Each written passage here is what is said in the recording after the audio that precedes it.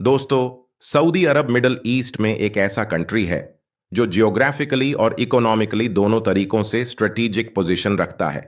Oil के international बाजारों में एक अहम खिलाड़ी समझा जाता है और गल्फ कोऑपरेशन काउंसिल का एक मुमताज मेंबर भी है। सऊदी अरब का असर उसकी सरहदों से कहीं ज्यादा पूरी दुनिया में फैला हुआ है। आज की इस वीडियो में सऊदी अरब की ताकत में इंपॉर्टेंट रोल अदा करने वाले डिफरेंट एंगल से जायजा लेंगे, जैसे कि सऊदी अरब गल्फ में इतना ज्यादा पावरफुल क्यों है, इकोनॉमिक्स से लेकर पॉलिटिकल असर और रसूख तक, फौजी ताकतों से लेकर कल्चरल अहमियत तक। तो आइए वीडियो को शुरू करते हैं, लेकिन पहले आपसे अपील है कि चैनल को सब्सक्राइब कर लें।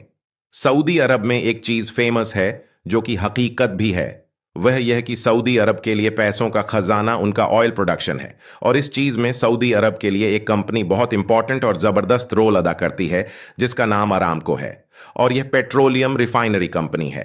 सऊदी अरब इसके जरिए डेली बेसिस पर 10 मिलियन बैरल तेल निकालता है, और यही तेल निकालना तेल मंडियों में सऊदी अरब को सबसे ज्यादा असरदार बनाता है। इस तेल से सऊदी अरब को दौलत मिलने के साथ साथ फॉरेन रिलेशंस में भी बहुत ज्यादा फायदा हुआ है, और इसका अंदाजा आप सऊदी अरब के एक बहुत बड़े प्रोजेक्ट नियोम से लगा सकते हैं। नियोम सिटी 500 बिलियन से भी ज्यादा का एक बड़ा प्रोजेक्ट है, और सऊदी अरब इस वजह से पब्लिक सेक्टर में बड़ा बड़ा इंफ्रास्ट्रक्चर, टूरिज्म और इंटरटेनमेंट जैसी चीजों में पैसा लगा रहा है।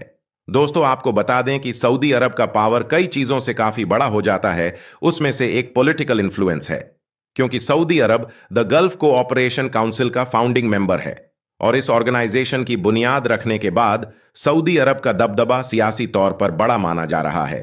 सऊदी अरब की फॉरेन पॉलिसी से आप यह जान सकते हैं कि सऊदी कितना ताकतवर है। सऊदी अरब अमेरिका जैसे बड़े मुल्कों के साथ मिलकर इलाकाई इश्यूज को हल करता है, और खास तौर से ईरान पर जवाबी हमला और तमाम चीजों की देख रेख में सऊदी बाशिंदों की हिफाजत करता है। इस चीज को समझने के लिए आप 2015 की यमन सऊदी जंग को देख सकते हैं।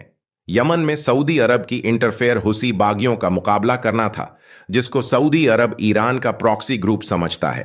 सऊदी अरब का इन तमाम खतरों से निमटना इस बात का सिंबल है कि सऊदी अरब कानून और शांति को बैलेंस रखने में काफी पुरज़्म है।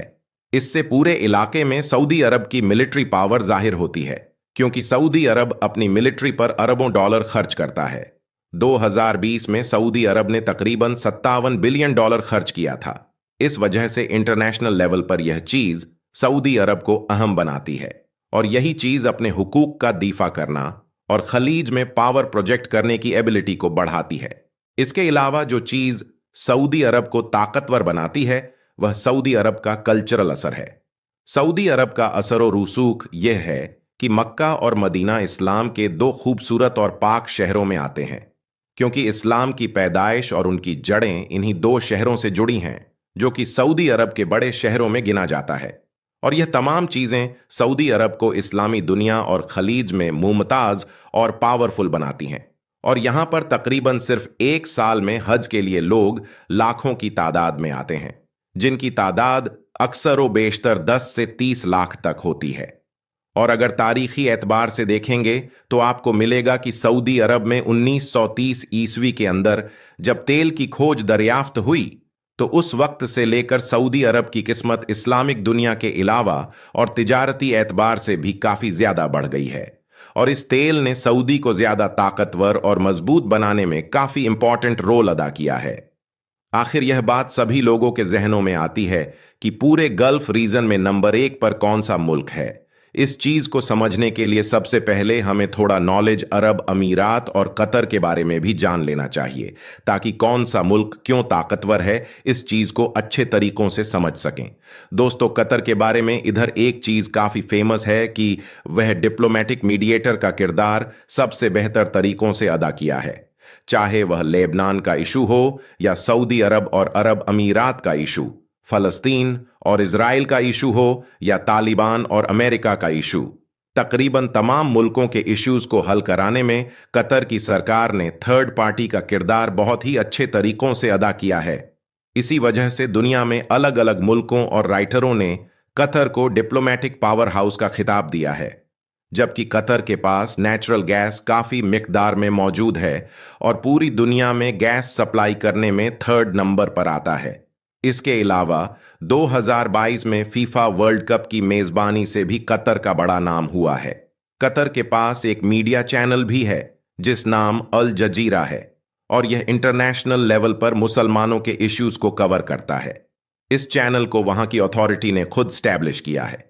कतर की इस मीडिया पावर से अक्सरों बेशतर एंटी मुस्लिम ताकतें स्पेशली इजराइल बहुत ज्यादा नाराज रहता है और कतर को एक चीज और भी इंपॉर्टेंट बनाती है और वह यह कि अमेरिका इसको बेस्ट एलाई कहकर पुकारता है।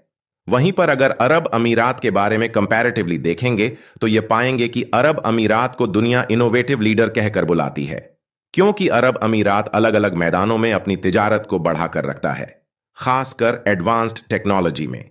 इसकी वजह से अरब अमीरात दुनिया की नजर में एक फाइनेंस हब, टूरिज्म और इनोवेशन का सेंटर बना हुआ है। जबकि सऊदी अरब का लुक और दबदबा इन दोनों मुल्कों से बिल्कुल अलग है। सबसे पहले यह कि सऊदी अरब के पास इन दोनों मुल्कों के मुकाबले में ऑयल का जखीरा बहुत बड़ी मिकदार में मौजूद है। यही नहीं बल्कि सऊदी अरब रकबा के एतबार से बड़ी जमीनों और सरहदों का मालिक है, खासकर इस्लाम का सेंटर है जिस पर पूरी दुनिया की नजर रहती है, क्योंकि इस्लाम की बुनियाद और ग्रोथ इसी मुल्क से निकलकर पूरी दुनिया में फैली हुई है। इस वजह से रूहानी तौर से या किसी भी एंगल से सऊदी अरब जो कुछ भी करता है पूरी दुनिया फौरन रिएक्ट करती है। और इस्लामी हिस्ट्री में मक्का और मदीना दो ऐसी जगहें हैं जो कि मुसलमानों के लिए बहुत ही दिली कुर्बत रखती हैं, क्योंकि यहाँ पर हर साल हज और उमरा के लिए 15 से 30 लाख तक लोग आते हैं। और ये एक ऐसी चीज है जो सऊदी अरब को इकोनॉमिकली तौर पर फायदा पहुंचाती है। इसके अलावा सऊदी अरब डिफेंस पर एक बड़ा बजट खर्च करता है। सऊदी हुकूमत डिफेंस के लिए अमेरिका के साथ मिलकर बड़े बड़े एग्रीमेंट भी कर रखे हैं, जैसा कि 1951 में सऊदी अरब और अमेरिका ने डिफेंस कोऑपरेशन एग्रीमेंट किया है। इसका पर्पस लड़ने के लिए जंगी साजो सामान, जॉइंट मिलिट्री एक्सरसाइज और ट्रेडिंग प्रोग्राम्स हैं। इसी वजह से आज तक अमेरिका सऊदी अरब मिलिट्री को न्यू द टेक्नोलॉजी से लैस करना, एडवांस हथियार देना, ट्रेनिंग देना और लॉजिस्टिक सपोर्ट देना शामिल है। यही नहीं, अमेरिका ने सऊदी अरब को डेजर्ट शील्ड और ब्राइट स्टार के अंडर आर्मी एक्सरसाइज भी कराई है। इन तमाम चीजों की बेसिस पर पूरी दुनिया सऊदी अरब को economic giant of middle east के नाम से पुकारती है, जिसके मतलब है गल्फ की तिजारत का देव। आखिर में आपको यह मालूम होना चाहिए कि सऊदी अरब का दबदबा ओपेक प्लस और ओआईसी पर काफी ज्यादा है, जिसे सऊदी अरब सॉफ्ट पावर के तौर पर इस्तेमाल करता है और इन ऑर्गेनाइजेशंस में सऊदी अरब की ज्यादा चलती है। इसी वजह से पूरी दुनिया सऊदी अरब को पावरफुल मानती है।